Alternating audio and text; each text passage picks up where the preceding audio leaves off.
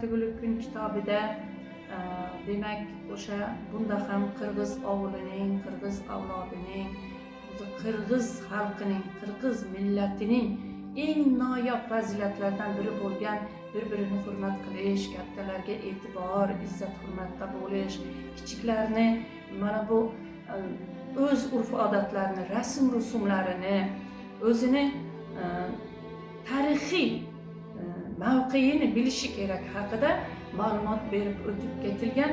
Bunda albatta Edilboy Daroz, Edigay Bo'ronli, Sobitjon, Gulsara, Qazangap obrazlari qahramon ona tusida nashr etilgan kitobda.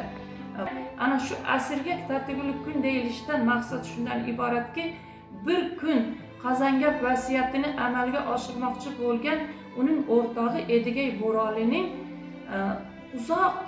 ovulga uzoq bo'lgan Onabayt qabristoniga uning vasiyatini bajarish natijasida olib borilgan bir kunlik ertadan to kechgacha bo'lgan muddat qalamga olingan. Qadim zamonlarda junjanglar bilan qirg'izlar orasida juda ham katta janglar bo'lib, bu janglarda juda ham ko'p qirg'izlar, junjanglar vafot etgan. Mana shu janglardan birida ana shu ovullarning rahbari, hukmdori bo'lgan bir kishining ayoli yo'lda homilador bo'lib, mana shu Jo'lomon dunyoga keladi. Chunki yo'lda tug'ilgani uchun unga bizni til bilan aytganda Yo'lomon deb ism qo'yadi. Ana shu Jo'lomonning otasi junjanglar bilan kurashda yo'qoladi. Uning o'ligi, tirigi, qabri qayerda ekanligini ham bilmay qoladi. Bu onaga bir dard bo'ladi.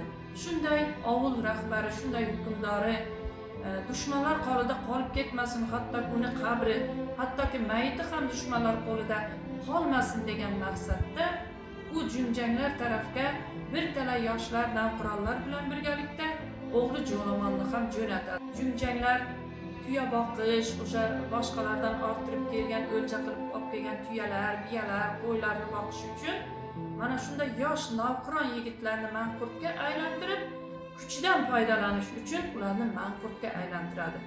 Mana shu jangda ham albatta Jo'lomon asirga tushadi.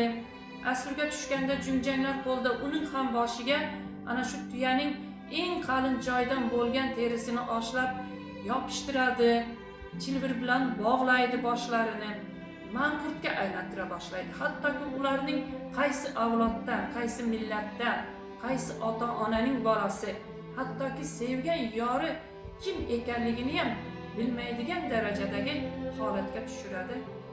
Asta-sekinlik bilan Jo'lomon mana shunday holga tushib qolish xavfi kutila boshlaydi. Ona bir kuni guzarda o'tirganda navqiron yigitlardan eshitib qoladiki, yosh yalang yigitlardan bir navqiron yigit junjanglar qo'lida tuya boqib yuribdi, bir bo'lak non, bir kosa yuvindi sho'rva uchun va u junjanglar nima desa aytganini qilib yuribdi. Uni bular savdogarlar masxara qilib biz deydi, yoring qayerda, onang qayerda, otang qayerda, millating kim deb masxara qildi. U behissgina bizga qarab qo'ydi deganni bu ona eshitib qoladi. Va eshitib qolib, bu albatta meni o'g'lim Jo'lomon bo'lsa kerak. Boshqa hamma yosh yalanglar qaytib keldi.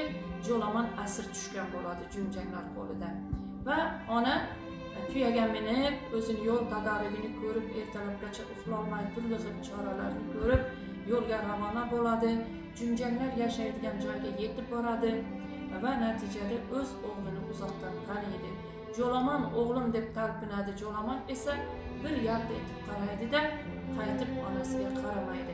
Uzoqdan tuyasini lo'killatib junjang keladi, unga ovqat va non berib ketadi-da, qotgandan atrofga alanglaydi. Hech qanday xavf sezmagandan keyin yana qaytib ketadi. Bu fursatdan foydalangan ona Jo'lomonni oldiga boradi, uni boshlarini silaydi, ayanchli ahvolini ko'rib zor-zor yig'laydi va o'g'liga eslatish uchun o'zi uni yoshligida aytgan allalarini, hikoyalarini, ertaklarini aytib beradi. Jo'lomon onasiga tikilib qaraydi. Bolam, meni tanidingmi? Men seni onangman deydi. Buni uzoqdan ko'rib qolgan, nazorat qilib turgan junjang tuyasini lo'killatib yugurib keladi.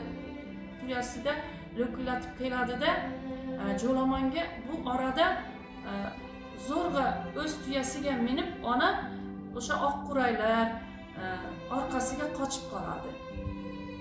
Uni ko'rmaydi, lekin kimdir kelib tazyiq o'tkazayotganini Junjang sezib qoladi va Jo'lomonga qurol beradi. Qurolni olib, kim seni oldinga kelsa otasan deb buyruq beradi. Jo'lomon onasi uzoqdan o'g'lim, men onangman, meni taniding-ku sen. Yur ketamiz uyimizga. Bu yer sening uying emas.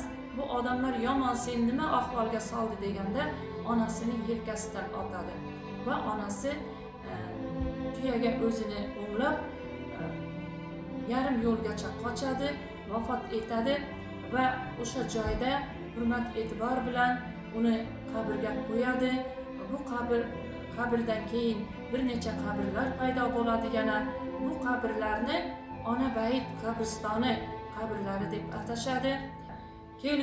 Kelgusida yoshlarimizni o'z ota-onasiga, o'z urug' aymog'iga, o'z millatiga, urf-odatlariga sodiq qolishi uchun menimcha qirg'iz emas, balki o'zbek, tojik, turkman millatining bir qadrli asari deb hisoblayman bu asarni.